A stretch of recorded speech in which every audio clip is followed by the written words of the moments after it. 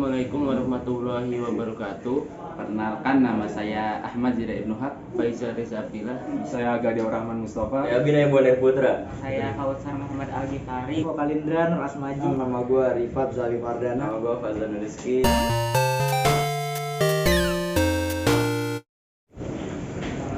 Oke, masuk ke pertanyaan nih. Selama di pesantren, kesan-kesan lu di situ gimana? Kesan-kesan. Kalau kesan-kesan tuh di sini menarik. Gitu, seru, asik, terus bisa nyari pengalaman. Santai di sananya banyak lah, seru, banyak kegiatan, taklim tiap hari malam. Yang pertama tuh di sini tuh yang pasti tuh seru. Ngerasain apa arti pertemanan sebenarnya?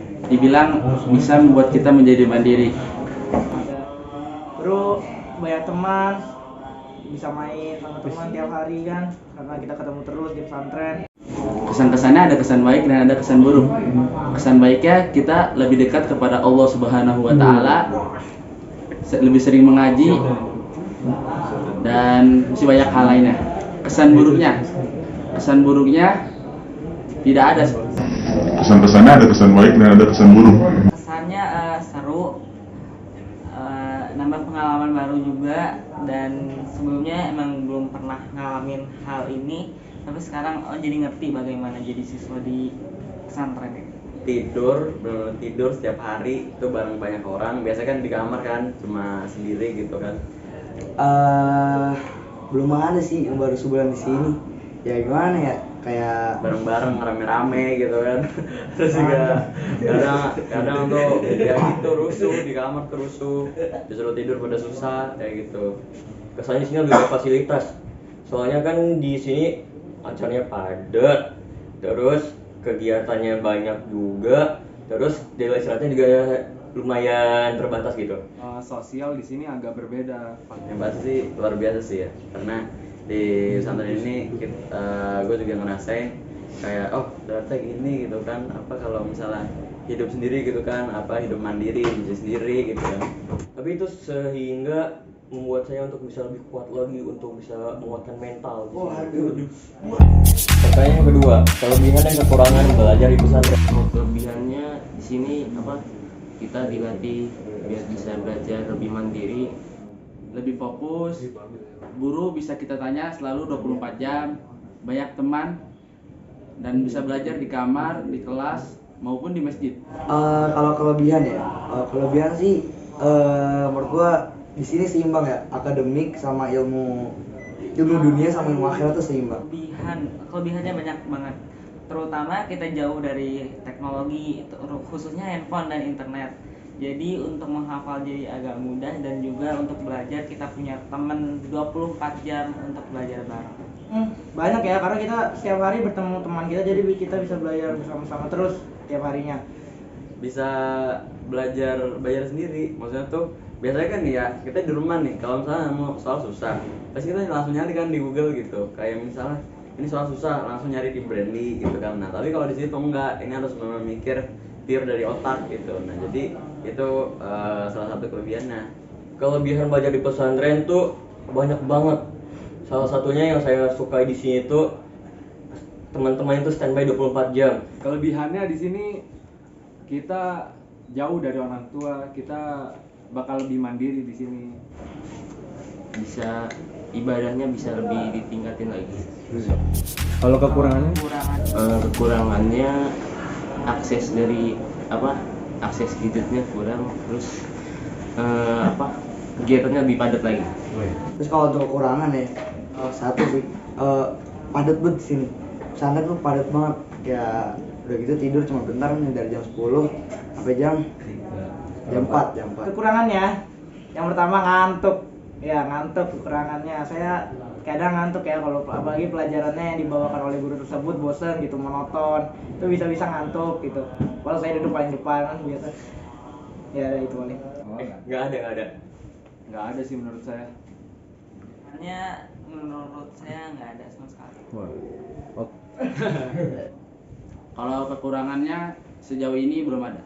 Pertanyaan ketiga, ekspektasi lu sebelum masuk pesantren. Ya ternyata ada yang sesuai, ada yang tidak. Tadinya tuh mikirnya di sini tuh temennya tuh alim-alim semua. terus juga apa tuh namanya kayak kegiatan hari-hari pasti di masjid terus gitu kan. Terus juga di sini tuh pasti tuh banyak hafalan ya. Kayak seru lah, seru. Habis itu pasti teman-temannya pada baik-baik gitu, baik-baik kan dikira. Habis itu apa lagi ya ekspektasinya? Nggak terlalu mengekspektasikan lah gitu lah, pokoknya masuk pesantren ya masuk aja gitu. Terus ekspektasi sebelum masuk pesantren tuh gimana? Jujur ekspektasi saya waktu sebelum masuk pesantren ini ekspektasinya sama seperti kayak di film-film kayak Surau dan Silek, kayak yang di Guntur itu. Saya ngerasanya kayak ini bakal susah, ini bakal banyak, ini bakal ketat, peraturannya bakal susah, teman-temannya juga bakal kejam atau bagaimana. Ya seru sih, dari awal gue nyangka juga udah lumayan seru sama yang seperti gue bayangin sih. Pesantren itu apa sih? Ekspektasi kalau saya ngiranya masuk sini tuh kegiatannya lebih padat sebelumnya, tapi sama aja. Jadi sama pokoknya tidur tuh setengah 10, sekarang juga tidur setengah 10. Sama dikata di sini teman-teman itu lebih baik lagi, sama lebih baik, sama friendly gimana gitu, sama alim-alim. Ternyata tidak semuanya juga seperti itu. Nah ini nih ekspektasi gue ya masuk sini. Gue tuh jadi orang yang disiplin gitu kan, disiplin, agamis gitu kan. Gue dari awal di rumah sampai kesini tuh gue udah niat gitu kan. Gue di pesantren pengen disiplin lah, pengen ngubah diri gitu kan. Masa SMP tuh ya emang bandel lah gitu kan, sadar diri masuk pesantren. Ekspektasi pertama pesantren tuh keras, kejam, tertib, Ketat. disiplin, ketat. Banyak anak-anak buangan. Ini bakal agak lebih ketat, semuanya serba disiplin, terjadwal semuanya, tidur cuma 4 jam. Ternyata itu semua salah ekspektasinya. Kenyataannya nggak seperti itu. Tapi setelah saya ngerasa di sini enggak, itu semua salah ternyata. Tapi setelah kita masuk ke dalam pesantren ternyata tidak.